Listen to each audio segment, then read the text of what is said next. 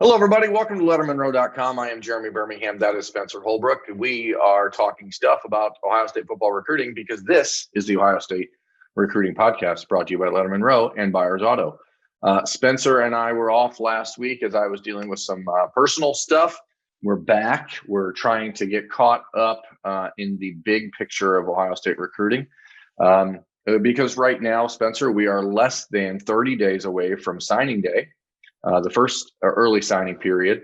The Buckeyes have 20 commitments in the class of 2021, and they're hoping that all of them sign next month. And right now, I think that's the course most of these kids are taking. But, things do change as seasons unfold. But the real news that happened in the last handful of days that will probably impact signing day is that the recruiting dead period, which at this point is officially through January 1st, the rumblings out there are pretty strong that it's going to be extended all the way through April 15th, which would mean an entire calendar year will have passed before recruits can go back to campus for unofficial visits or official visits where they meet with staff.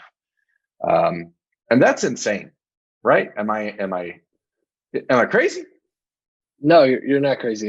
It's actually pretty crazy to think that we could go a year without these guys talking to coaches in a face-to-face interaction when there are multiple safe ways to do it. It seems like the NCAA has taken a pretty lazy approach, the lazy way out. And maybe I sound a little sad with that because I am a little sad. Like that sucks. It sucks for us because it gives us not as much to talk about, first of all.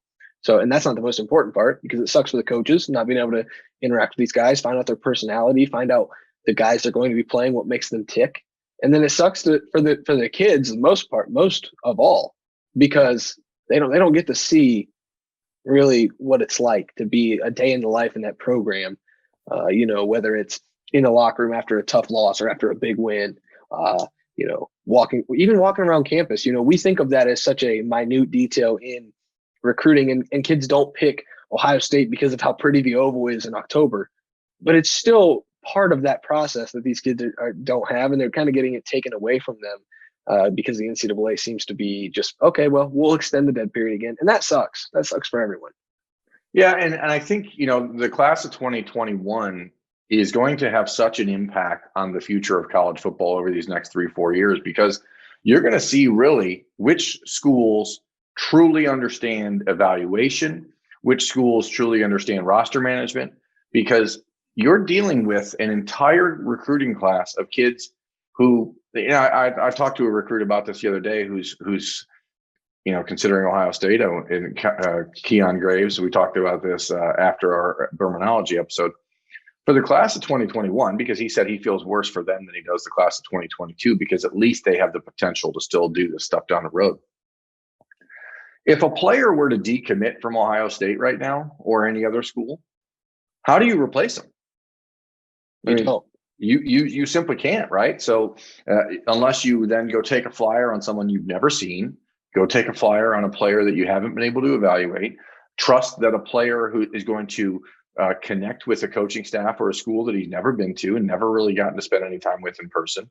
And there is a trust component in this class of 2021 that is going to carry programs into the next 3-4 years that is going to have a major impact on college football. And, you can't help but feel bad for these kids because they simply have been put into an impossible position. And I understand from the NCAA's perspective that there's no reason to risk any outbreak happening at Ohio State, for example, because that's what we talk about here, by letting a family member come in with a recruit and who knows. But it doesn't lessen the fact that it sucks for these kids and it puts them in bad positions. And, you think about a player like Emeka Egbuka, the country's #1 ranked wide receiver in the class of 2021, who has been to Ohio State twice. He's considering the Buckeyes and Oklahoma and Washington. He's been to Washington multiple times. He's never been to Oklahoma. Now he has to decide, hey, do I make a commitment and sign somewhere in December, which is reportedly what he's leaning towards doing. And then that forces him to spend his own money to go to Oklahoma at the end of November, beginning of December, where there's a pandemic outbreak happening and he can't visit anybody except for hang out with Caleb Williams. So how can you make an informed decision? And I don't know, I think the timing of this like free transfer that's coming for everyone couldn't be better, because I can't imagine a class that will utilize that more than the class of 2021. Yeah, and I think there's two more notes to be said about this. It sucks for everybody. It sucks for all these kids because they're having that recruiting opportunity taken away. But like the people that I'm stuck thinking about right now when it comes to extending this dead period are not, and I don't mean to name names. Travion, if you're listening, don't take this person. Like it's harder to feel bad for a 5-star running back than it is the 3-star offensive guard that could have came to Columbus from Medina, that could have came to Columbus and proved himself and gotten a scholarship offer, and now doesn't ever get that chance. Or like the kid who came to the Ohio State camp and saw the MAC coaches there and don't get the chance to have the MAC coaches recruit them. Like the 4 and 5-star guys, they all have a general sense of who wants them. Those 3-star guys that are on the fence between MAC and AAC and then Power 5, those are the guys that are really, really missing out on this. And that's what's going to have the impact. And then the other thing is that I've been thinking about a lot with this extended dead period is it's a lot easier for a coach to do a lot of lip service on the phone and over a Zoom call than it is in person. And it's a lot easier to not have to have that kid sit in your office. And so I think the one-time transfer and all the stuff that's coming down the pike for the NCAA, it's a lot easier to tell a kid a bunch of lip service on the phone, and you're going to find out a lot about who these coaches actually are when the class of 2021 gets on campus, because some of these coaches are going to have players from this class fill up the transfer portal, and some of these coaches are going to be able to weather the storm and have all their guys stick around. Yeah, consider the case of a player like Thayer Munford, who we spoke to on Tuesday on the media call with Ohio State. If he hadn't been able to visit Ohio State in camp in the summer when he did, if he hadn't been able to get truly evaluated throughout his senior season like he was at Massillon Washington High School, he would have never got the opportunity to be offered by Ohio State in January of 2017 when he ended up signing and becoming a member of that class. And it certainly puts a lot of these kids in a precarious position. I think of another Massillon offensive lineman, Terrence Rankel, or Thomas Rimac, who's committed to West Virginia. Like, these kids are going to miss an opportunity probably that could have been life-changing for them. Not that they aren't set with Pittsburgh and West Virginia and these other schools that they're committed to and likely to sign with, but it is a little different. And when we're talking about players like Emeka Egbuka, who we'll dive a little bit more into what that really means for him. It is significantly different than a player like Terrence Rankel or Thomas Rimac, and that's unfortunate. And again, I want to clarify. I don't know if it needs to be said again, but I still feel bad for the 4 and 5-star guys not being able to have this opportunity to visit 5 schools, 5 basic dream schools on an official capacity. Have people pay for that for you to come in and see what it's like to go to be at one SEC school, an ACC school, a Big Ten school. The guys who consider Florida, Alabama, Clemson, Ohio State, and USC. That's 5. You get a feel for what the entire country views college football like when you go on official visits like that. And like to not have that at all is tough.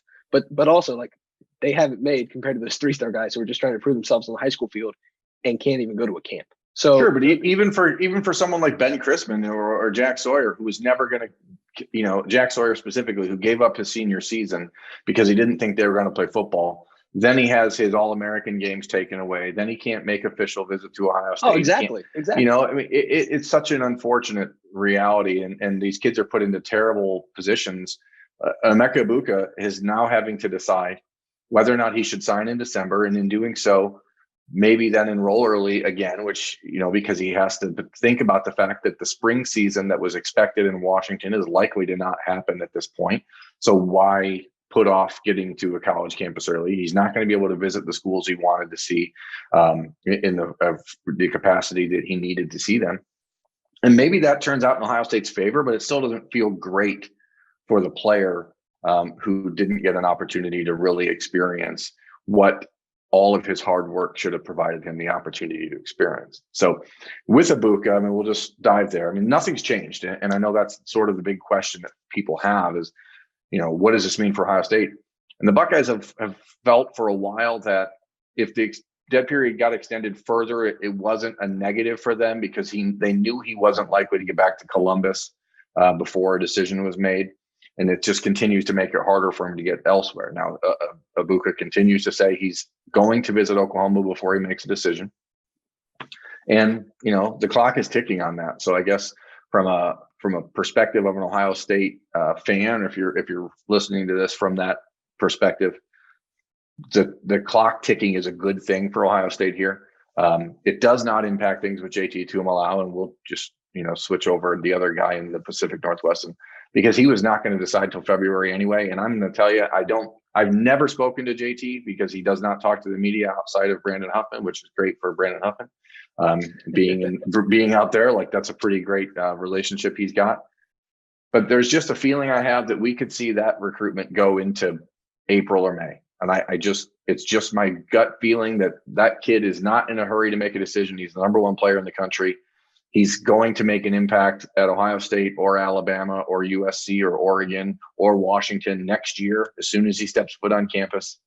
He knows that. It doesn't matter if he gets there in June. That same thing is going to happen. He's too good, too athletic, too big, too strong to not do that.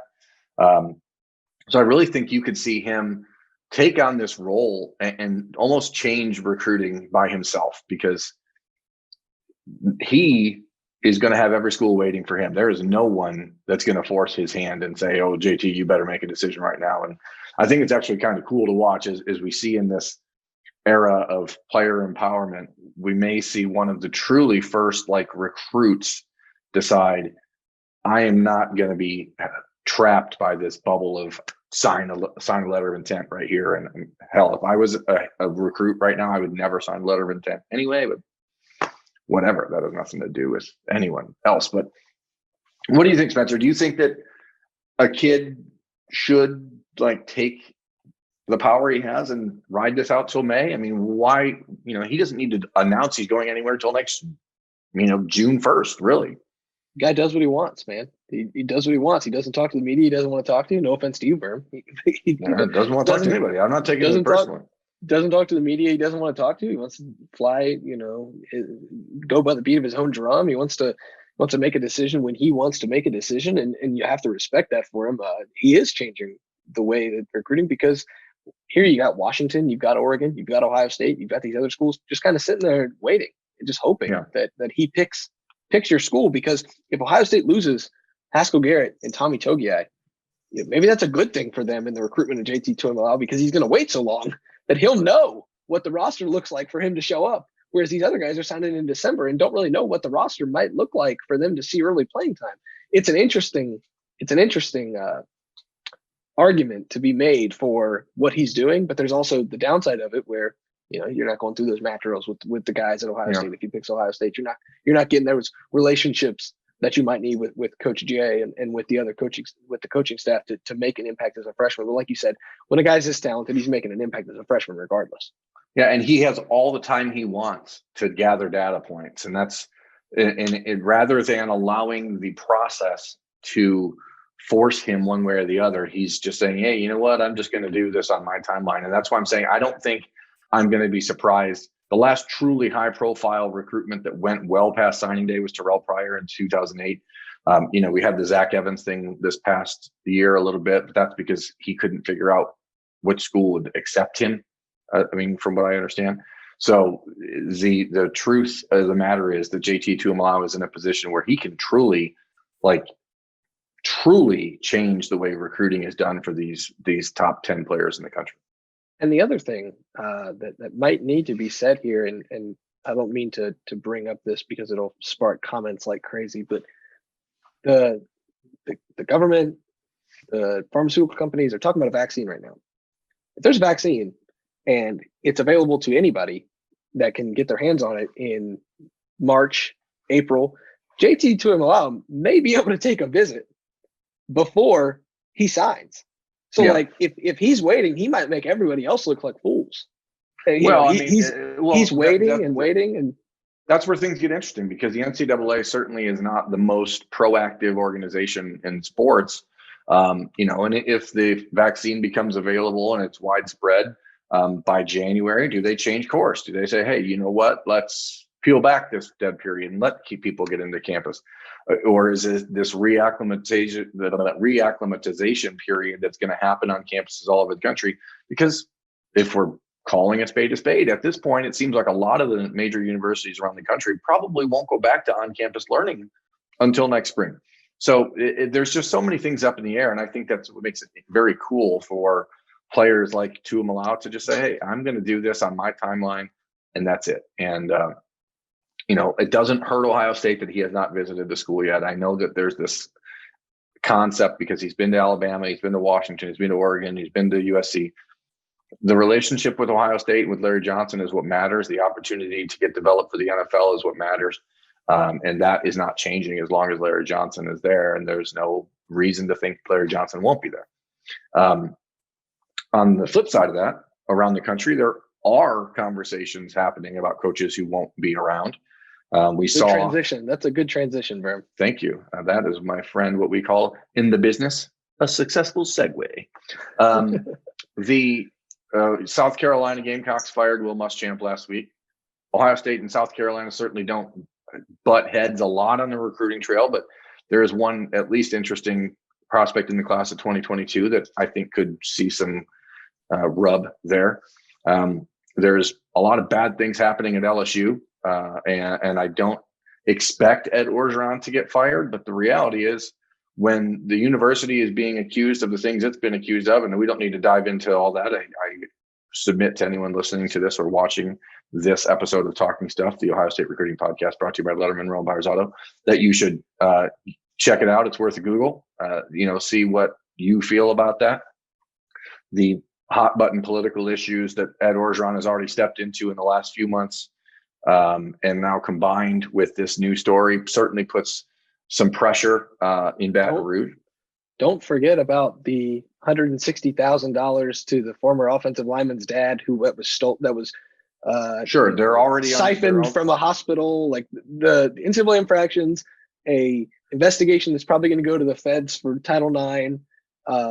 And sexual misconduct. Like the LSU situation is an ongoing situation that is worth monitoring in all aspects. Yeah, there is some shaky ground down there, and so you wonder if Ohio State, still looking for an offensive tackle, would maybe look to Garrett Dellinger from Clarkston, Michigan, who they were in the final 2 or 3 to land him when he committed to LSU. From what I was told, there has been conversation with Dellinger in the last month, but he was very open with Ohio State and said, hey, I'm solidly committed to LSU. Don't know if this most recent stuff will impact that, but worth paying attention to. Then there's Michigan. And again, after another embarrassing loss, there is more conversation from respected Michigan folks about the possibility of Jim Harbaugh walking away from Ann Arbor after this season. And not to say he'll be fired, but that there could be an amicable split between the two sides with a lot of smoke around Harbaugh going back to the NFL. I don't want to be accused of trying to propagate rumors or anything. So, I mean, it is what it is. It's out there. It's not like we're making it up. But, Michigan still had a huge recruiting weekend. And now as the crystal balls start to change based on their own version of the Buckeyes bash, that whatever they called this one, with JJ McCarthy leading the way there, and Damani Jackson and Will Johnson coming into town, they're getting some momentum there. How does that change if Jim Harbaugh does leave in a month? Who knows? And Spencer, I take a lot of heat on the internet from folks because I don't always sell sunshine and rainbows about recruiting. And when there was all the talk in early November or in mid-October and early November about the big 5-star booms, the 22 rush that Ohio State recruits were talking about, I said, hey, take a breath, take a step back. There's a lot of things that are going to go on here that are not guarantees. And Damani Jackson was certainly one of those. You saw the early momentum of crystal balls to Ohio State, and now it's flipping to Michigan, the school he grew up rooting for, the school his dad grew up rooting for. Will Johnson, who is, those two insist they're going to play together at the next level. His father played at Michigan, grew up in Michigan, loves Michigan. Like, people need to grasp, and I wrote about this on Monday, recruiting momentum is not the same for fans as it is for players. And if you're Damani Jackson and Will Johnson, for example, and you're 2 5-star cornerbacks, if you're watching the University of Michigan, the school you grew up loving, the school that you grew up wanting to don their uniform. If you're watching their defensive backs right now, you see an opportunity, not a problem. Am I wrong for thinking that? No, it's real, but you also see a coaching situation that is not going north, not going east, it's not going west. It's a coaching situation that's not very good. And I think there's a balancing act that these kids probably have in their minds right now. And if you see early playing time and see the solution to the problem being you, that's more power to you. You know, that's probably a good proposition for yourself to go in. You could be able to start as a freshman, but also it doesn't look good. It doesn't look good at all. There's certainly some uncertainty, some uncertainty that is certainly happening in Ann Arbor. Even if Jim Harbaugh sticks around for another year, the odds are very, very low that Don Brown will be back. So you know the defense will change. But on the flip side, if you're watching Ohio State, don't you see the same opportunity at a school that's not getting their doors blown off every weekend? Like, I mean, the Buckeyes don't have veteran, or young, talented defensive backs playing a whole lot right now at cornerback. Sean Wade's gone. Seven Banks will be gone by the time these guys get on campus. Cameron Brown will be gone by the time these guys get on campus. And then you have a bunch of unproven players. What's the difference really, other than the fact that they grew up loving Michigan? How much does that weigh in a kid's decision is the big question, right? Well, and I think one of the things that we have to remember here is when a kid grows up a Michigan fan, we make the joke, and nationally the joke is they're nothing but a fight song and winged helmets and a big stadium right now. Well, to the kids who grew up being a fan of Michigan, they're a fight song and winged helmets and a huge stadium, and that's a good thing. Yeah. And if they can be the solution to that, that's a good thing for them. All right. If you can be the answer, if you can bring back the program that you grew up loving, that's a powerful motivator, right? It's the same thing that, Jeremy Pruitt at Tennessee is trying to sell, that maybe even Clay Helton's selling. We're on the come up. We're going up right now. It's the same thing that Kirby Smart sold when he got to Georgia. You have to sell we can be back to prominence. And I think Jeremy Pruitt's done a good job with that at Tennessee in the summer, and then it cools off because they already have 29, 37 guys committed through the summer. Whereas Michigan now sees how bad it truly is, and you can say, "Hey, we're on the way back to prominence. You can be the catalyst for that prominence. We have a 5-star quarterback coming in. We have a 5-star or a high 4-star offensive lineman coming in. We've got these young wide receivers. We've got defensive end talent every year. Why don't we have the cornerbacks?" Well, that's you right now. So it's, like I said, it's a huge balancing act for these recruits, but it's also a huge balancing act for these coaches to continue to recruit, knowing that their seat is about as hot as it can possibly be right now in college football.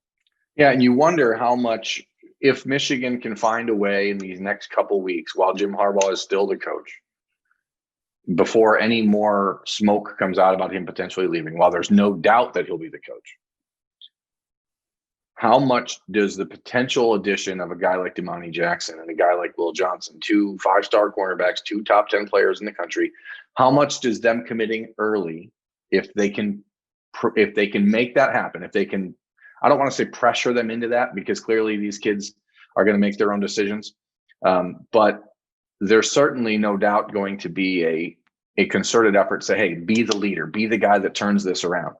How much cachet does that provide a guy like Jim Harbaugh to say, okay, I need 2 more years and then we'll be where I need to be? I mean, if it's not 6 years, is it 8 years? If it's not 8, is it 10? Because we saw what happened to Texas, and they thought they had the future locked up with Quinn Ewers, and then he decommitted because things are not getting better, and now the hot seat is again hot for Tom Herman. Like, what does Jim Harbaugh have to do to make that happen? I mean, because short of coming out and saying, hey, I'm not going anywhere, which he does every single year when this happens, but this time it just feels a little different. And I don't know if recruits believe it because it happens every year, or if it's just like, hey, I love Michigan, and so I'm just going to go there no matter what. There's a touch of the inevitable at this time. You know it's happening. The contract has not been extended. which recruits do not look up contracts and find out when the coach is not going to be there anymore. Like that just doesn't, I don't. Right. He only has 1 year left on his deal. For those of you listening, watching, that's a really weird and abnormal situation for a winning program. Like that's very unusual. And that you said winning program, and that's the thing right now. He's not winning. And there was always hope every 2 years, it seemed, or every year, really. There was Jabril Peppers is going to be the one turning around. He's the number one. Was he the number one overall player in the class? He was like he was a top 5 player, and at that point, it's all a matter of subjective opinion. But I think most people agreed that he was a consensus 5-star player. And then you had Rashawn Gary, and you had Daxton Hill, then you had all these other. It hasn't happened, and it's got to be frustrating. I don't mean to cut you off, but the point I was trying to make there is all of these guys have come in and been the answer, except they haven't been, and they've underperformed. I can't think of a 5-star guy who's went there and not, maybe was Cesar. I think Cesar Ruiz was a top 30 player, and he was pretty good. He was a first-round pick. I'll give him that. But other than that, like these 5-star guys that come in have underperformed terribly. And the point to say is other schools are not going to stop negatively recruiting just because Michigan lands 2 5-star cornerbacks, if that's the case. Yeah. The negative recruiting is only going to pick up from here. You know, they can't point to a winning culture. They can't point to wins against their rival.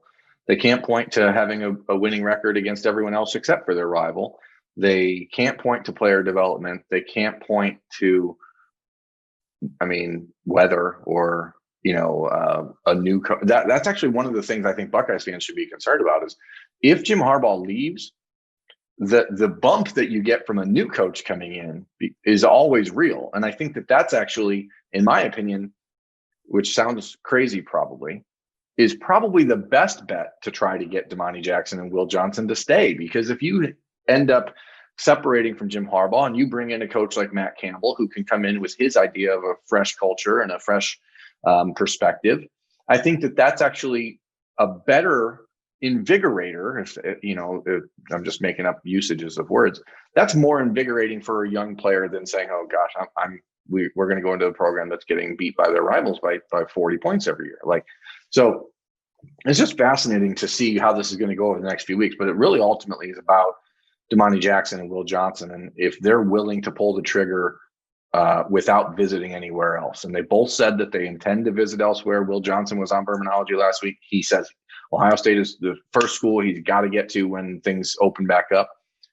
But, is he willing to wait? And does he want to wait? Does the son of a Michigan man have to wait? And that's where I think things get interesting. I will circle back to the South Carolina thing before we get out of here on this episode of Talking Stuff, brought to you by Lettermen Row and Buyers Auto, is the possibility of Ohio State potentially trying to rekindle the connection they had with Gunnar Stockton, the 5-star quarterback from Georgia, who, when Quinn Ewers was committed to Texas and the Buckeyes kind of thought he was going to commit to Texas, Gunnar Stockton was basically the next guy in line for Ohio State in the class of 2022 quarterback. And he wanted to stay closer to home. So he was down to South Carolina and Georgia and committed to South Carolina. That is going to be interesting to watch because clearly the Buckeyes quarterback development is significant in the recruitment of any quarterback. But again, for a player that's never been able to get on campus at Ohio State, will they get even an opportunity to get him there? Will they even need to if Quinn Ewers decides to commit sooner rather than later to Ohio State? So just and a name to keep an eye on there. Spencer, you seem like you have something. Yeah, I read a lot of quotes when Gunnar Stockton committed to South Carolina, and the feel that I got, and I've never talked to him. I don't know anything about him other than his 5-star status. But I read a lot of the quotes because when a 5-star quarterback commits to South Carolina, it's very odd. And so I did a little digging on who is this kid and why would he commit to South Carolina? He seemed like the kind of kid who it didn't matter if you were coaching South Carolina. He seemed like he was ready to make that program take a step forward. And I know it's hard to turn down a Georgia and an Ohio State when it comes down to the brass tacks of recruiting. But the quotes that came out of Columbia when he committed to South Carolina just made it seem like he was the kind of kid that was going to stick with that program. Mike Bobo's still there. I think he was the lead recruiter for him, the offensive coordinator. He's the interim coach now, so he can kind of still promote that dream for Gunnar Stockton. A lot of the things Gunnar Stockton said made it seem like South Carolina was his choice, not because of Will Muschamp. Well, it is just one of those things where you look back. Ryan Helinski was a 5-star quarterback from California who chose South Carolina for some reason. You look at Graham Mertz, who decided to go to Wisconsin when there was an opportunity to play at Ohio State or Notre Dame or Alabama or Oklahoma or anywhere else.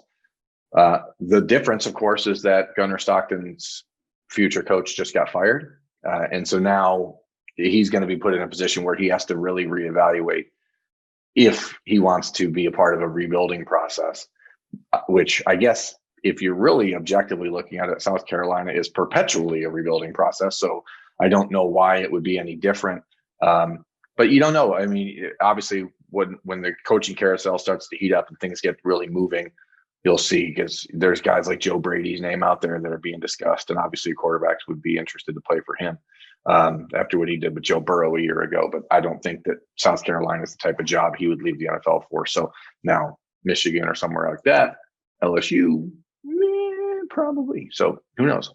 Lots on the table. Yeah, and when the coaching carousel comes around, it always impacts Ohio State because coordinators at good jobs who are doing well in their program get hired to be the next head coaches. And coordinators are a lot of times recruiters more than the head coaches. So, if like when Joe Brady left to go to the Panthers last year, I'm sure LSU's recruits got calls from other people saying, hey, Joe Brady's no longer there. We still have a relationship with you that LSU doesn't anymore. So as the coaching carousel starts, it always impacts recruiting in some way. So it's always worth keeping an eye on, even if it's a South Carolina that opens and not a Michigan or a Penn State. Yeah, and I'd be remiss if I didn't at least bring up with LSU, if something were to happen with Ed Orgeron, there is I would say, I'm not like a percentage guy. I don't like to give odds of things, but there's probably a 15% chance that Ohio State still could flip Rajon Davis right now as things stand. 15% is probably not real good, especially when you're dealing with the defending national champion and Ed Orgeron's relationships out in California and the way that LSU recruits. But if something happens here in these next couple weeks and things get worse down there, that certainly becomes worth watching for Ohio State, because Rajon is one of those handful of players that they would absolutely make room for in the class of 2021. So who knows? Lots of things can occur in the next few weeks, but we have 29 days till signing day, 28 days, I'm sorry, when this airs.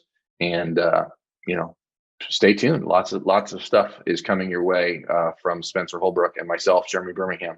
This has been Talking Stuff, the Ohio State Recruiting Podcast, brought to you by Lettermen Row. Thanks for watching. Thanks for listening. Please rate, review, subscribe, turn on notifications, all that stuff. Thanks for being here. We'll catch you next time. Thanks, everyone.